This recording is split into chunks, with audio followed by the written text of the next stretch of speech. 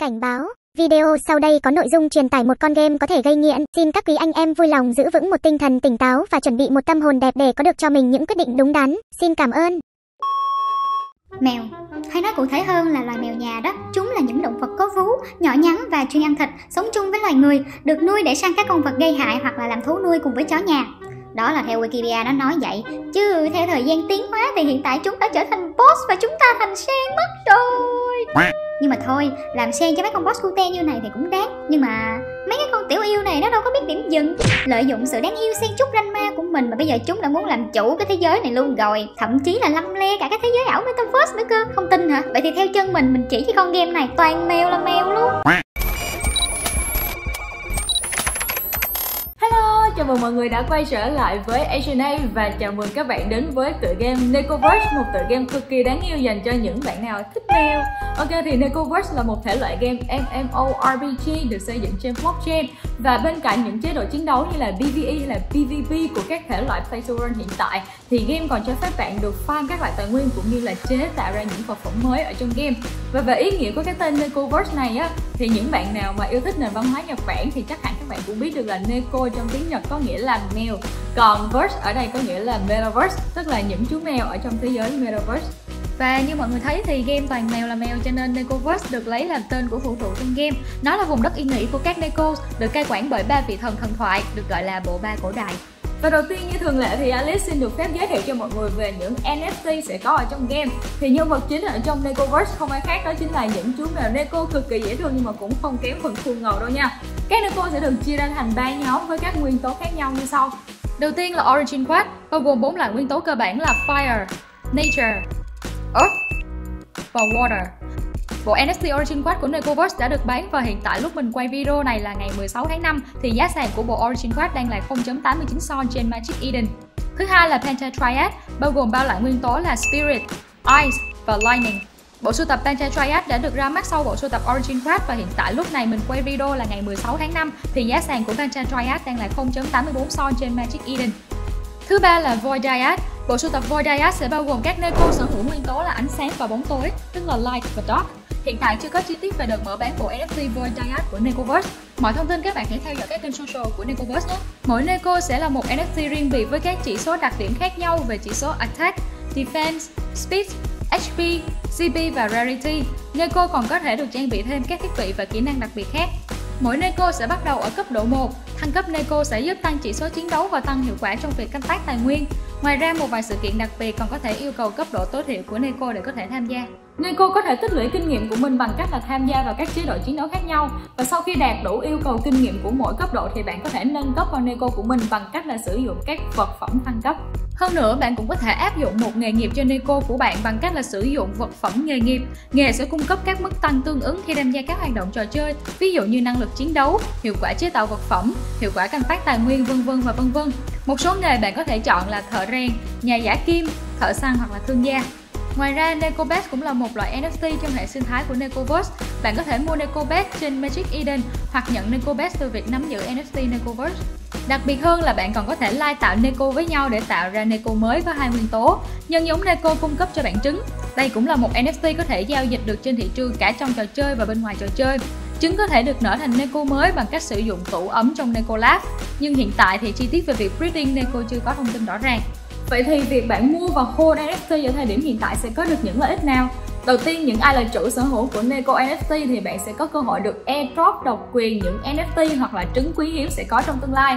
Và bên cạnh đó thì bạn còn được có cơ hội là tham gia độc quyền vào bản beta test nữa đó nha. Vậy thì làm sao để mua được những con Neko này? Và hiện tại thì các bạn có thể mua Neko ở hai nơi. Thứ nhất là trên Magic Eden, thứ hai là trên Fractal. Ngoài ra thì các bạn còn có thể check được độ hiếm của các con Neko này ở trang web là nekoverse.net/explorer để tránh việc không bị mua hớ nhé. Về gameplay của Nekoverse thì phải nói là cực kỳ đa dạng luôn. Nó có tới 3 chế độ để bạn có thể tham gia và đương nhiên là mỗi chế độ sẽ có những đặc điểm thú vị riêng. Chế độ thứ nhất đó chính là chiến đấu Battle. Thì trong chế độ này các bạn sẽ sử dụng Neko NFT của mình để tham gia vào chiến đấu PvE hoặc là PvP với nhiều chế độ khác nhau nữa, như là đấu 1-1 nè, đấu 3-3 nè, đấu theo team, hoặc là các bạn có thể đi đánh giải hoặc thậm chí là đánh boss luôn.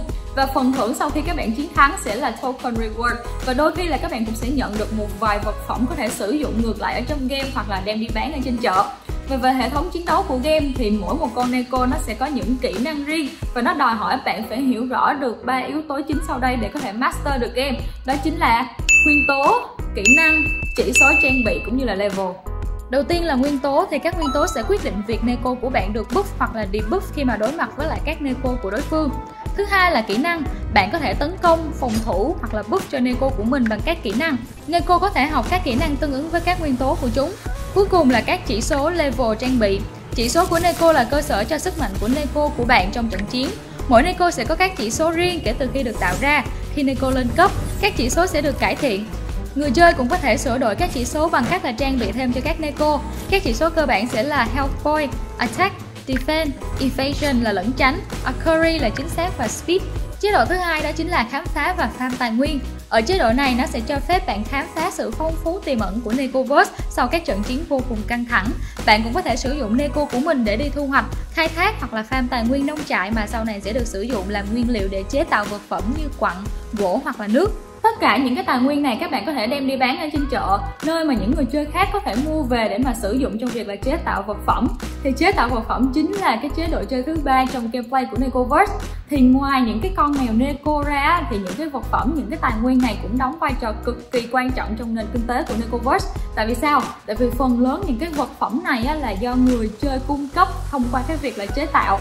Chỉ có một phần rất là nhỏ những cái vật phẩm là do Nekoverse phát hành ra và bán cho người chơi thôi. Cho nên là cái việc chế tạo vật phẩm sẽ là một trong những cái hoạt động cốt lõi giúp cho người chơi có thể giao tiếp và gắn kết với nhau hơn. Và một yếu tố nữa ảnh hưởng đến gameplay của trò chơi đó chính là các thế giới trong Nekoverse. Thì Nekoverse World sẽ bao gồm 3 vương quốc khác nhau và mỗi vương quốc sẽ mang đến cho bạn những trải nghiệm riêng cũng như là sẽ có những mức độ risky khác nhau đó nha. Đầu tiên là vương quốc nguyên tố Elemental Realm. Mỗi Neeko sẽ có bộ tộc nguồn gốc riêng của mình cư trú trong vương quốc nguyên tố tương ứng, chẳng hạn như Infernal Highlands là lửa, Remedy Wood là thiên nhiên, Foothill of Honor là đất, Neverest Peninsula là nước. Vương quốc nguyên tố sẽ là điểm khởi đầu cho tất cả người chơi và có các đặc điểm sau. Mỗi vương quốc nguyên tố sẽ có một dòng nhiệm vụ riêng biệt đi sâu vào truyền thuyết của từng bộ tộc. Các nhiệm vụ sẽ giới thiệu cho người chơi mới về thế giới Nekoverse và cơ chế của trò chơi, cũng như là thưởng cho người chơi các vật phẩm và tiền tệ. Thứ hai là Elemental Realm là nơi an toàn nhất trong 3 vương quốc ở Nekoverse. Các trận chiến chỉ mang tính chất PvE tại vì nó không cho phép đánh PvP và việc thua trận ở đây không ảnh hưởng đến nhân vật Neeko của người chơi. Thứ ba là Elemental Realm cũng chứa các khu vực mà người chơi có thể đi thu hoạch và khai thác tài nguyên. Thứ hai là thành phố tham lam City of Greed. Đây là nơi diễn ra nền kinh tế trong game. Đất đai trong vương quốc này được bán cho người chơi để cho phép họ thành lập các bang hội và thành lập các quận do người chơi quản lý và mở khóa các hoạt động kinh tế trong trò chơi thông qua việc mua bán các tòa nhà đặc biệt trong vùng đất. Trong City of Greed thì các bạn có thể tham gia thi đấu PvP. Tuy nhiên khi mà thi đấu PvP hoặc là PvE trong City of Greed thì các bạn sẽ làm giảm lượng máu của Neeko. Và khi mà Neeko bị cạn kiệt năng lượng thì nó sẽ bị ngất xỉu và nó sẽ phải cần một bình thuốc để mà hồi phục lại năng lượng trước khi mà tham gia thêm bất kỳ một chế độ khác nào. Cuối cùng là vùng đất hỗn loạn Chaos Land. Chaos Land là khu vực chưa được khám phá trong Nekoverse. Nó sẽ có đặc điểm là trò chơi sẽ có phần thưởng cao, đương nhiên cũng sẽ đi kèm với rủi ro cao. Ok, thì ở trong cái vùng đất Chaos Land này, đây là một cái vùng đất mình cực kỳ thích luôn, tại vì nó rất gọi là thử thách mọi người á. Tại vì nếu như mà mọi người thua ở trong cái vùng đất này thì cũng đồng nghĩa với việc là mọi người sẽ bị mất luôn cái con Neeko khi mà các bạn đi thi đấu. Tức là trừ khi nào mà các bạn có những cái vật phẩm đặc biệt để mà hồi sinh được con Neeko thì may ra bạn mới lấy lại được con Neeko đó thôi. Và những cái vật phẩm mà bạn trang bị cho con Neeko đó khi mà đi chiến đấu á, nó cũng sẽ bị mất theo luôn nếu như mà bạn thua. Và những cái vật phẩm đó nó sẽ được trao ngẫu nhiên cho những người chiến thắng. Đúng là high risk high reward luôn đó mọi người. Về tokenomics của game thì Nekoverse sẽ có 2 đồng token chính, đó chính là NVS và ASG. Thì về NVS đây chính là token governance của game nên nó sẽ có những chức năng như sau. Thứ nhất là dùng để bỏ phiếu. Thứ hai là tạo thu nhập thụ động từ stacking pool trong Temple. Thứ ba là mua một vài tài sản đặc biệt sẽ có trong game. Còn về chức năng của ASG thì đây chính là token reward của game. Nó sẽ được sử dụng để mà khuyến khích phát triển nền kinh tế trong game và cũng có thể tạo được thu nhập thụ động từ cái stacking pool trong Neeko Temple. Bên cạnh 2 đồng token chính vừa kể trên thì Nekoverse còn có một token nữa vô cùng đặc biệt, đó chính là ASF. Thì ASF chính là một token dành riêng cho các thành viên trên Discord của Nekoverse và nó sẽ không nằm bao gồm trong hệ thống token chính của game. Vậy thì token ASF này dùng để làm gì? Các bạn có thể dùng ASF để mua vé Nekoshino với giá là 1000 ASF, dùng để chơi các trò chơi trong Discord của Nekoverse như là Blackjack, Roulette, Slot Machine vân vân. Và bạn sẽ nhận lại token ASF nếu như mà bạn chiến thắng. Thứ Thứ hai là mua vé Bridge sớm với giá là 3.500 ASF nhưng mà đã bán hết rồi. Những bạn sở hữu vé này sẽ có thể Bridge Neko sớm hơn 5 ngày so với những người không có vé. Thứ ba là whitelist để mà min Penta Triad với giá là 25.000 ASF và cũng đã bán hết luôn.